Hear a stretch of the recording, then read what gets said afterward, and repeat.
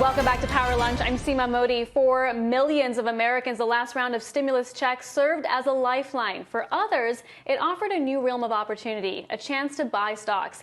Data released in May showed securities trading was one of the most common uses for the direct payments across almost every income bracket. With a second round on the horizon and the House voting to increase those payments from $600 to $2,000 per person, which stocks could benefit from Americans having a little more cash on hand?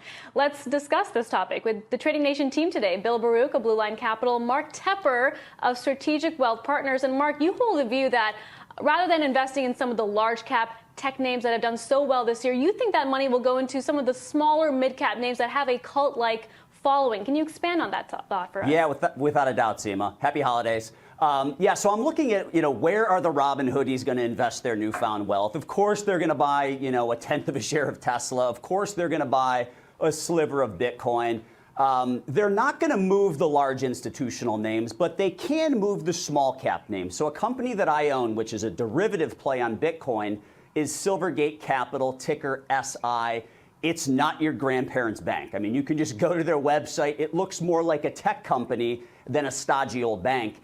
And they serve all the clients that no other banks want to touch. Fintech and digital currency companies like Coinbase and Kraken, like big-time companies.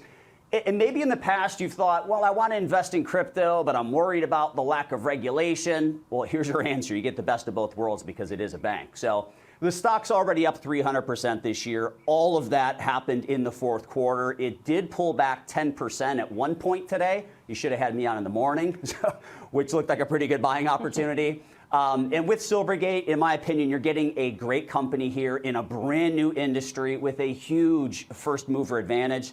I think this thing's got a long runway over the next few years. Yeah, and an interesting way to play the cryptocurrency without actually having to buy Bitcoin. Bill, what names do you think retail traders will warm up to? I think that's a very creative route there with Mark. I'm going to stick a little more mainstream on.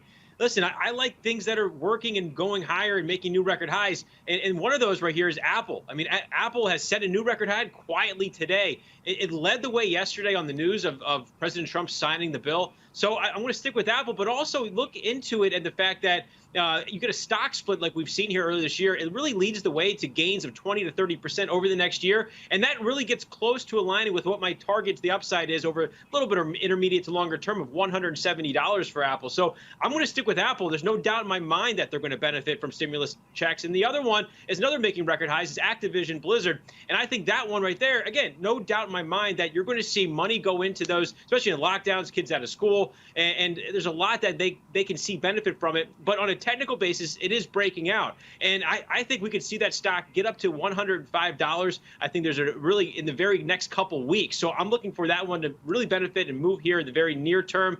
Again, I think you're going to see where the consumption is going to be, and that's where we're going to benefit. Both of those stocks have been on a tear this year. Bill and Mark, thank you for joining me today. And for more trading.